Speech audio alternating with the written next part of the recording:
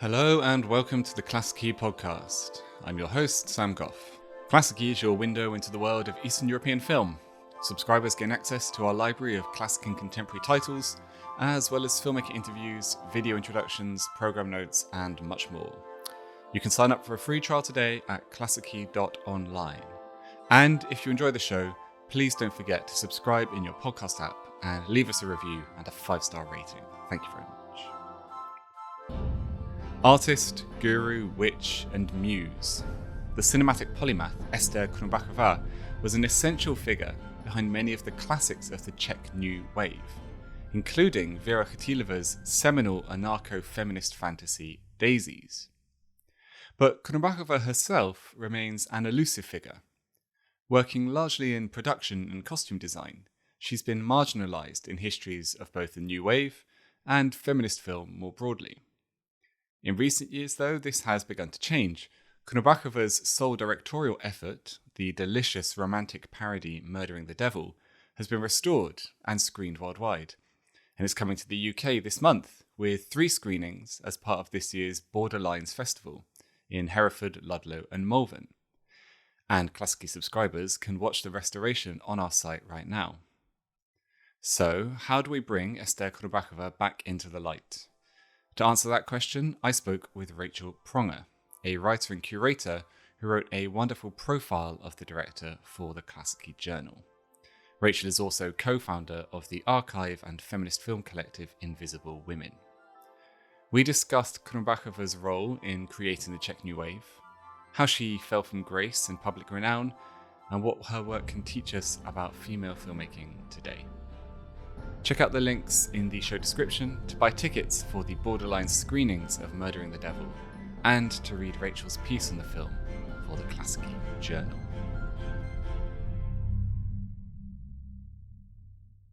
Rachel, thanks so much for joining us on the Klassiki podcast. Thank you for having me. It's great to be here. So let's start with a question that seems simple, but in answering it, hopefully we'll get at some of the complexities behind this fascinating woman. Who was Ester Krumbachová? Ester Krumbachová was an amazing artist. That's the first thing I would say. She's someone who is quite hard to talk about because she was so incredibly diverse in her talents, I suppose. So she's someone who was active in Czechoslovakia from the 1950s roughly to about the 1960s. That's like the peak of her career up until the 1970s. Then she had a period which we talk about where she wasn't able to work so much publicly. And then she worked a bit more in the 80s and 90s. But basically, she's someone who was incredibly artistically talented and worked a lot with some of the key filmmakers of the Czech New Wave and became a really crucial person in shaping the look and feel of a lot of Czech New Wave films because she was a designer, a costume designer, a set designer. And she was also a writer. She wrote several screenplays of films that you will have heard of from the Czech New Wave. And she was also a director in her own right. She is a sole director on one title from this period, which we'll talk about later. But she's also someone who was kind of quietly co-directing and shaping, again, a lot of those Czech New Wave films that you might be quite familiar with. So she's an artist, a polymath, and a really fascinating cultural figure.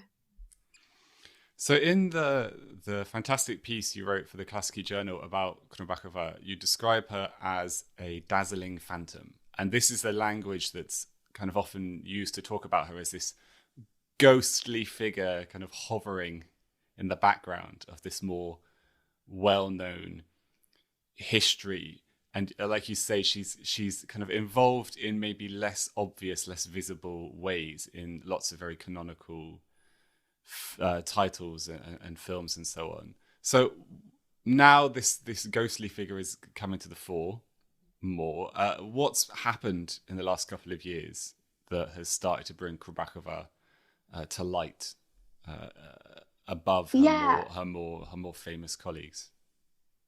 So I think to start with, I think maybe I want to talk a little bit about why she's a phantom, to kind of talk about how she's coming back into the light, if you see what I mean. So yeah. I think one of the reasons why she is this ghostly figure, I think what's interesting, so the language we use, like phantom, ghost, these kind of ideas, I think partly we use this language because Ester Krumbachová is quite a magical figure as well. She's someone who was personally very interested in witchcraft and magic, and this comes through in her films. And so I think there is this really basically irresistible temptation to talk about her in these magical terms. And there's also something very magical about someone who was so incredibly sort of gifted in so many different directions. So there is something just kind of otherworldly about her anyway, I would say. She was involved, as I mentioned, in lots of different areas of filmmaking, but she isn't primarily known as a director. And I think that is a problem for her when we think of film history, because even when we approach film history as feminist scholars who are fundamentally challenging the idea of auteur theory and of one artist making a film and this kind of quite patriarchal way that a lot of film history is written, there is a real desire to find women that we can say are directors, because this is the most powerful role in film, at least how we think of film. And although Ester Krumbachová co-directed and directed herself, the one film that she did direct, Murdering the Devil, was really obscure for a long period of time. It was briefly seen. It was kind of briefly released just when she was becoming persona non grata in Czechoslovakia. So it kind of got buried in this moment. It didn't have a kind of a wide audience at the time. But I mean, that in itself shouldn't be a reason why it would become obscure, because that's the case with quite a few of the films that come out during the Czech New Wave and under other totalitarian regimes at this time. But I think one problem with Ester Krumbachová is she's quite singular and unfashionable in some ways. So maybe we could talk about this later, but Vera Chytlová hated Murdering the Devil, which is a film that Ester Krumbachová made, because she thought it was silly and flimsy and too feminine in some way. I think that's my interpretation. So the film that she did direct gets buried. I think that's a problem. I think another problem is that because she was so multi-talented, she doesn't fit easily into one category, and therefore it's quite hard for people to claim her. If you're someone who is interested in screenwriters, she was a screenwriter, but she also did loads of other things. If you're interested in design, she's just cutting over across all these categories, but I think that makes it quite hard for people to pin her down. In terms of the rediscovery, there's been some, I mean, the reason for the rediscovery, as it so often is to do with availability as well. So like her films have begun to be restored more. I mean, specifically Murdering the Devil, I would talk about here. That film has become available in a way it wasn't 10 years ago, because it's been restored by the Czech Film Foundation, and it's been released back in cinemas, and it was touring as a restoration at festivals for the past few years. So that's why I've seen it. And that's why other critics have seen it as well and started going, wow, what is this film? And I think as well, she is maybe just finding her moment, because we are a bit more open maybe now to this idea of the all-encompassing female artist that can cut across categories and can work in all these different ways, and just maybe we're more ready for her films now. But I don't have one really satisfying answer, because to me, she feels like a real important, almost missing link in the conversations we have about feminist film history, and specifically around kind of Czech film and Eastern European film. So I feel like partly why I was so passionate about writing this piece for you for Klassiki is I'm in love with her films and with her, and I just really feel like, why are we not talking about her more? I want her to be talked about more. And I should just say that you can see that restoration of Murdering the Devil on Klassiki yes, now. Of course. So if you can't make it to a screening, no worry. Sign up to Klassiki and you can watch it there. I think what you're saying really resonates, because she's almost, in the way that you describe her career, this kind of multivalent, multi-talented career, she's kind of symbolic or emblematic of the challenge involved in kind of refashioning film history, refashioning the canon, trying to apply a more feminist perspective, because you're forced to look beyond official histories, to look beyond obvious histories, to look for these hidden in plain sight figures. And Krumbachová, because she flitted between these different areas so expertly, she's kind of emblematic, right, of that of the type of history that we have to tell if we try and kind of tell a more equitable or feminist film history. So she starts off, my understanding, please correct me, she starts off coming through a kind of theatrical art school and then theatre world into production design. Costume and production design is her first kind of involvement in the film world in the early 60s. Is that right? Yeah, that's right. So she begins working, she goes to art school, and she begins working in theatre, and she really makes a name for herself as a theatre designer. So already as a costume designer and a production designer, she was someone that had a very strong point of view, and she really believed in design as a way of shaping narratives and telling stories, and also as a way of controlling the narrative. So there's a really interesting story about how there was an actor in a production that she was working with when she was working in theatre, who had really irritating arm gestures that he would do. He would like move his arms around a lot when he was performing, and this drove Esther mad, basically. And so she designed a costume for him that didn't have fastening, so that he would have to keep his arms to himself the whole time that he was performing. And I love this idea that even at this really early stage of her career, she is directing in a way. She's finding a way to direct, even though she's Directing supposed to via have the a particular costume. role. By the costumes, yeah. And it's just also quite funny. She's someone that comes across as quite, I mean, everyone that knew her said that she was really warm and really friendly and really funny and like a really good laugh as well. So I like this aspect of Esther, that she is a playful person and a mischievous person, and this comes through in her designs, and also in her approach to her work as well. And then she, I mean, people will have seen her work without necessarily knowing it if they've seen these kind of canonical titles of the Czech New Wave. I think maybe the first kind of really major film that she worked on in this kind of design role, this kind of loosely defined but kind of very expansive design role, was probably Diamonds of the Night, the Jan Nemetz film from 1964.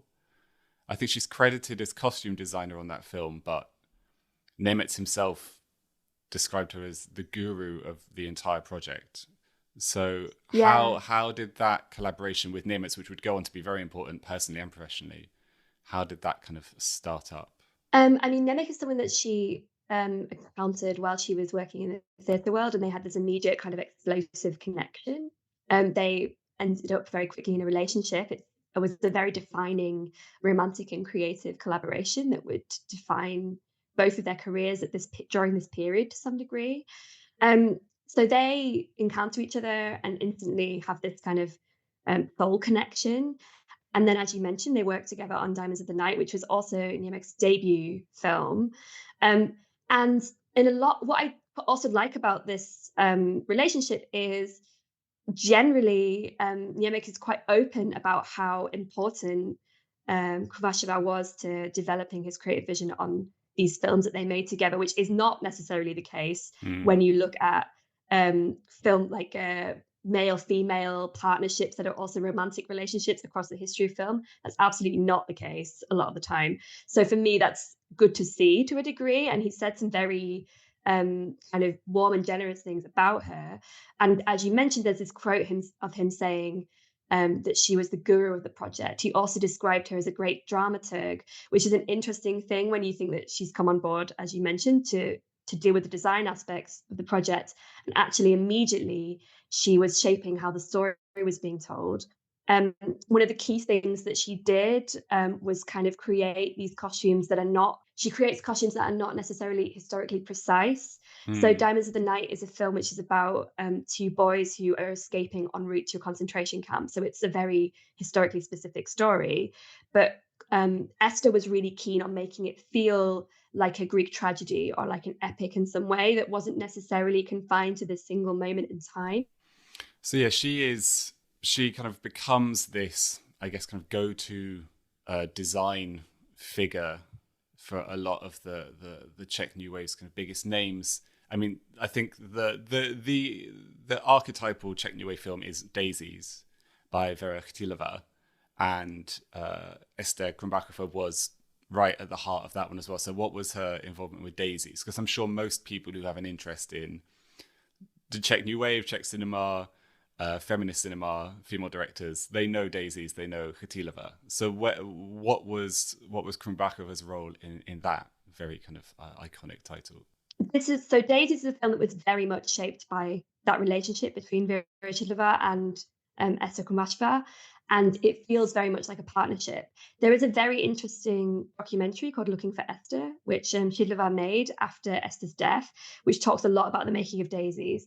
And you very much get the impression that they were two young, rebellious, kind of almost punk women that were riffing off each other to create the story that is about two rebellious punk women who are creating chaos, and they're creating a film that is about two women that are causing chaos, and they are two women that are causing chaos. Right. And for me, that is a really exciting creative collaboration to watch. The impression I get is that they were riffing off each other very much so. They co-wrote the script. And Chytilova says directly that she would credit Krumbachová with helping her find the sense of destruction within the piece, the idea that they wanted to destroy the film image as part of making the film. There's a very famous scene in Daisies that if you've seen it, you'll probably remember, where the two Maries, the two central characters in the film, are literally using scissors to chop off each other's arms and legs, and then they chop up the film stock. Right, yeah. And that for me is like the symbolic scene that kind of tells you about that whole relationship and the whole vibe of Daisies. This is what Daisies is for.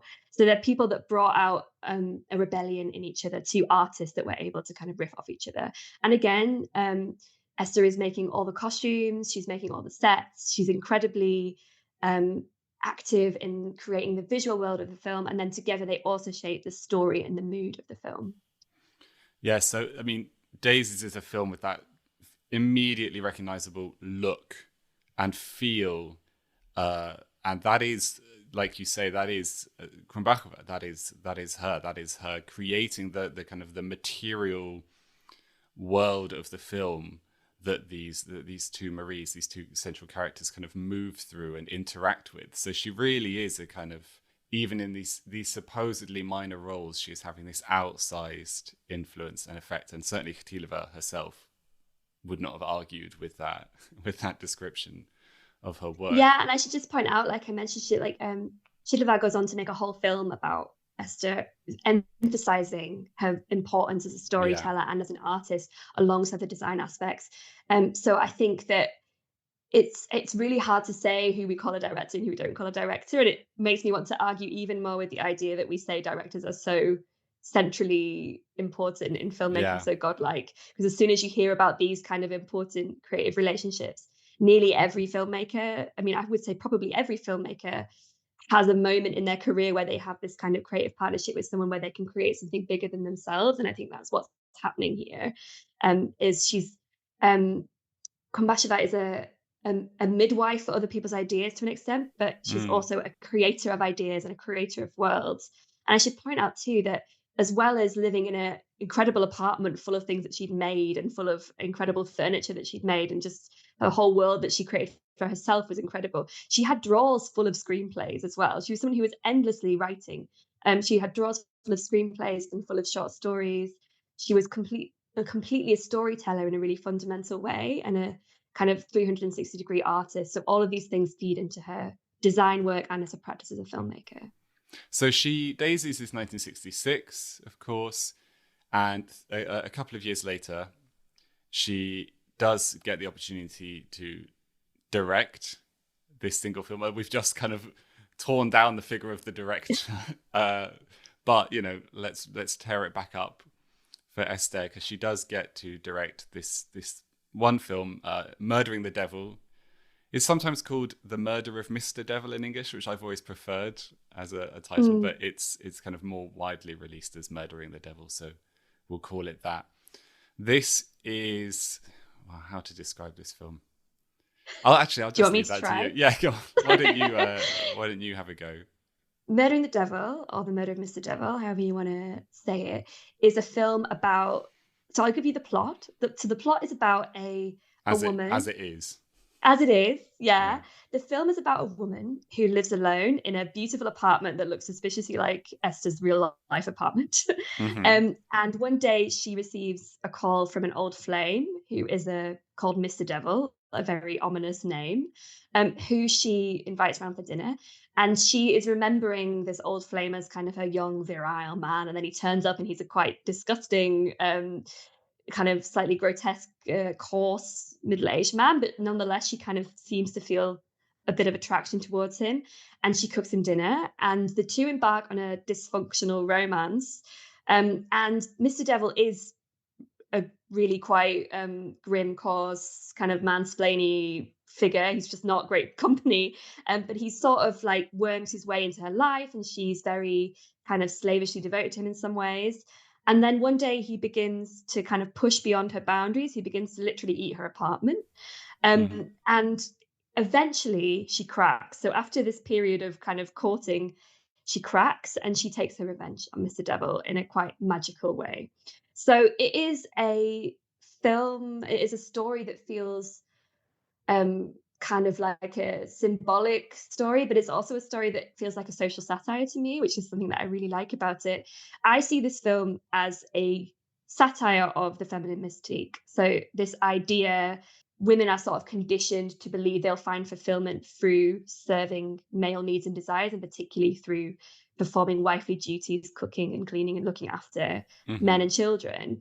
But that this results in an emptiness in women's lives that is unfulfilled and creates kind of depression and just kind of a general sense of disillusionment with the world.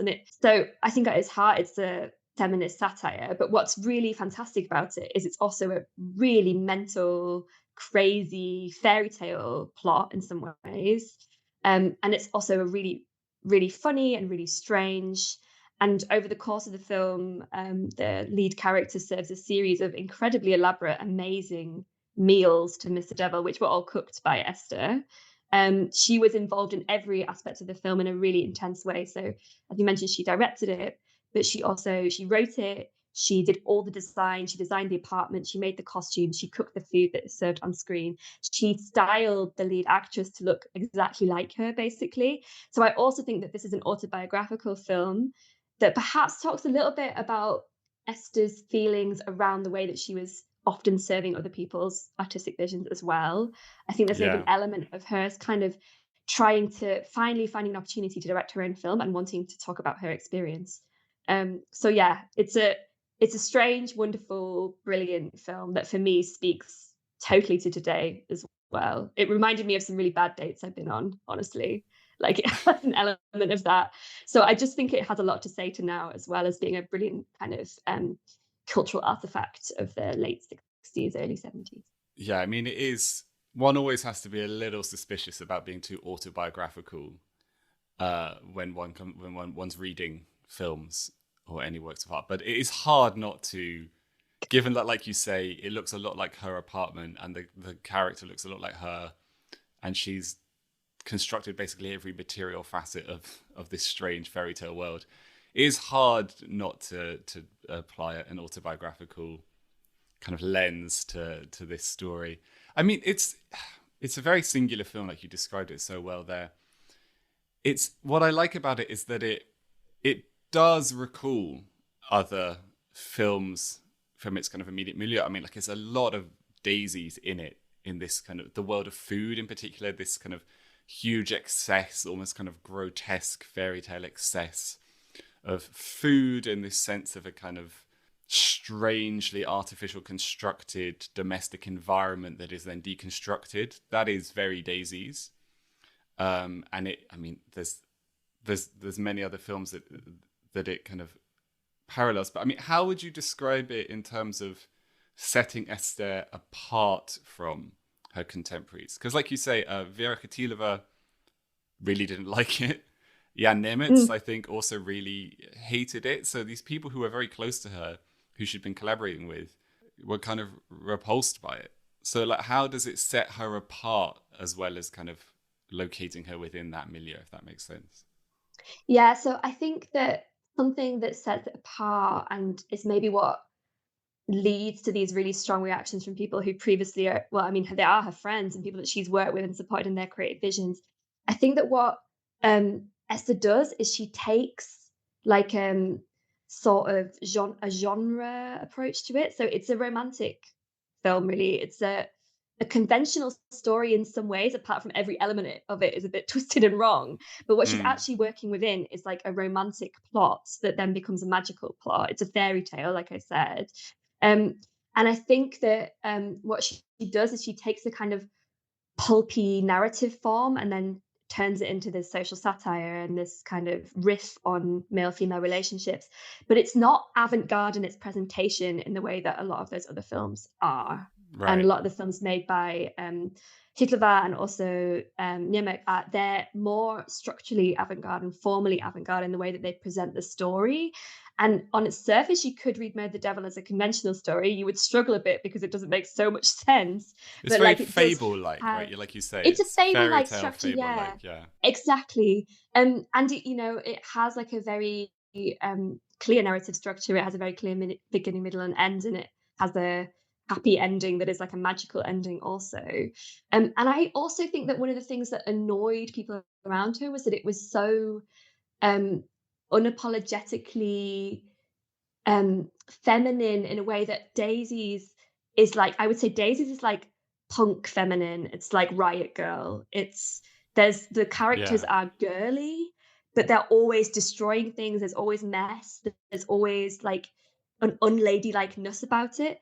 And the lead character in Murdering the Devil, like the point, like her point is that she's actually really brilliant at fulfilling this feminine role. She's a brilliant cook and a brilliant, like well put together woman that can serve these desires in a very satisfying way, actually, and can fulfill these things. And I think that maybe confused people a bit as to what Krumbachová was saying. And I think that in a way, I also think that what might have annoyed the people around her was that they didn't necessarily feel that comfortable with the person who'd been their right hand woman suddenly being the one that was their like front and center person. Actually, I think there's an element of that too. I mean, obviously, I don't it's difficult to talk about people's personal relationships, but I definitely got a sense of that from looking for Esther, that people were a bit like she decided that this was the film that she would make when she became front and center. It would be such a kind of super overly feminine film. It's like maximum Esther in some ways.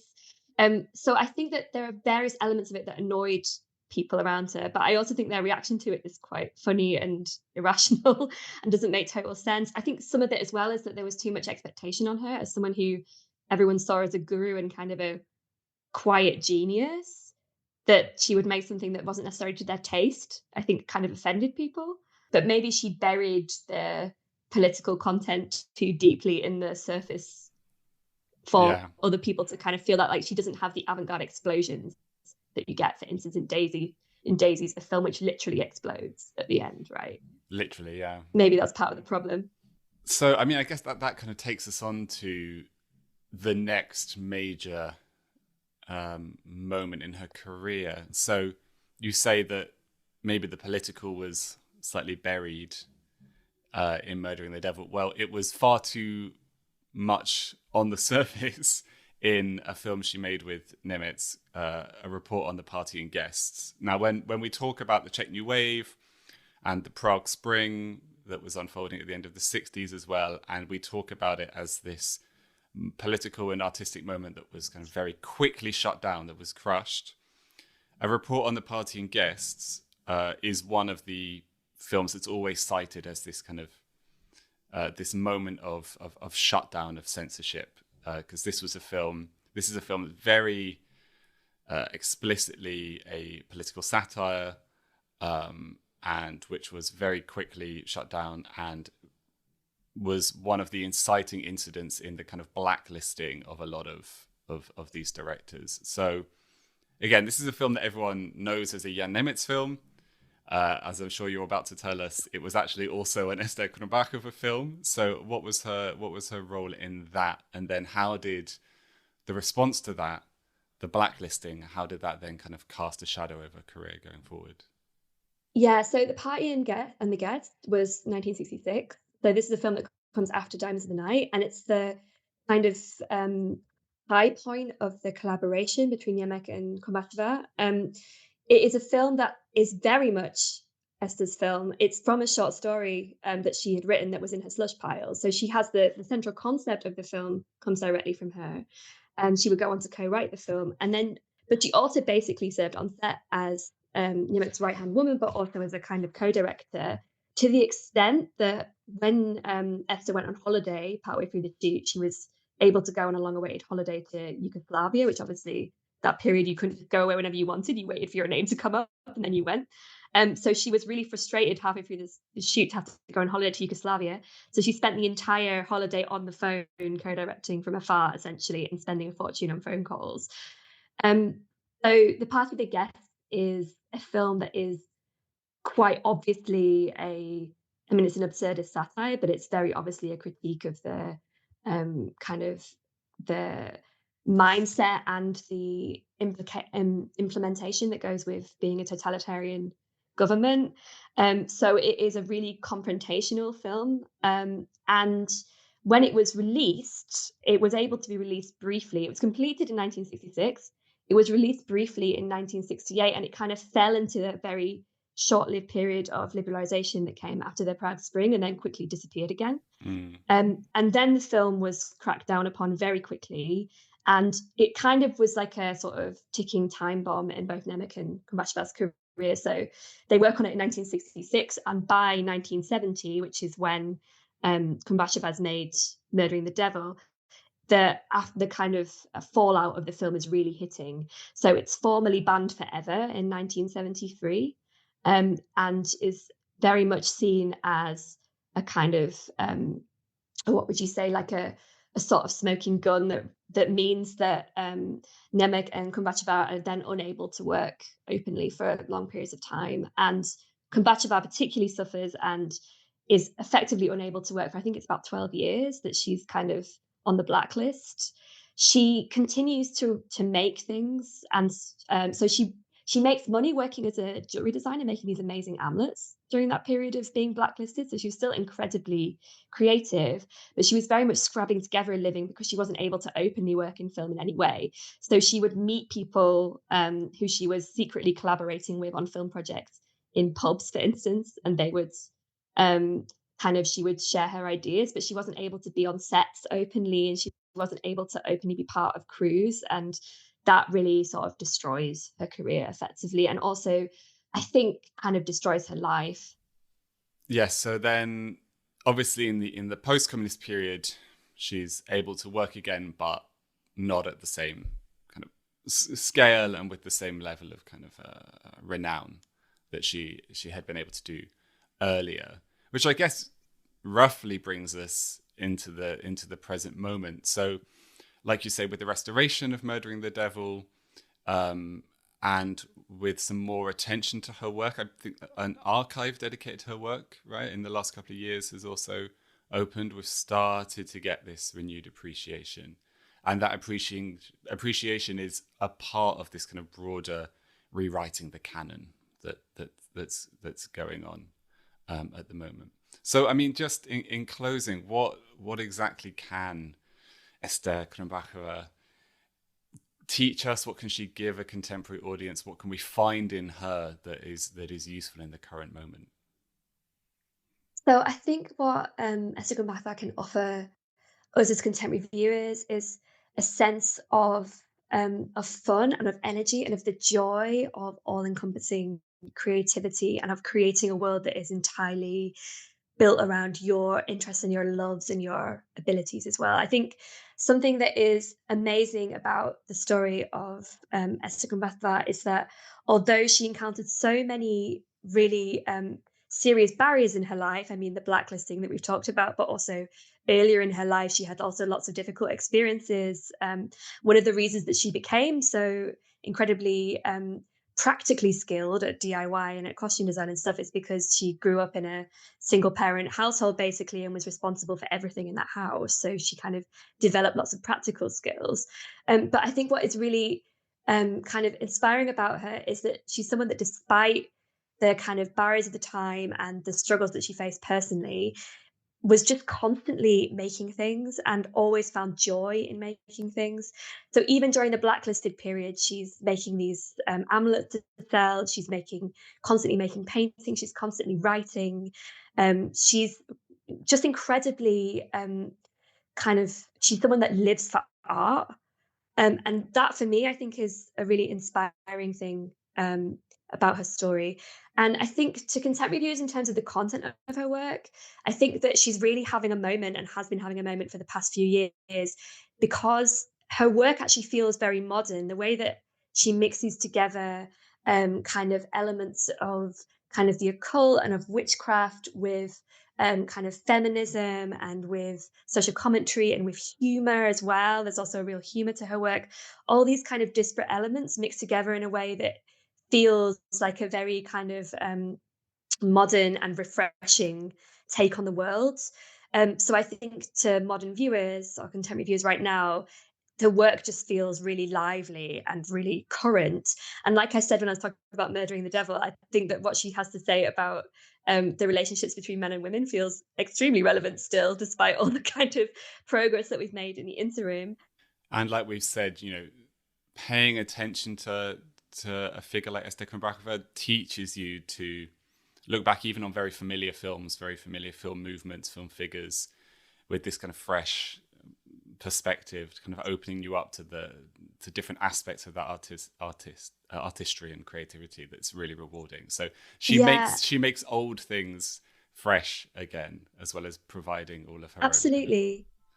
Yeah, and just to pick up on that, like I think it's very interesting to revisit those classics of the Czech New Wave and to see them as Ester Krumbachová films, and then to approach them through that lens and see what that does to your reading of the film.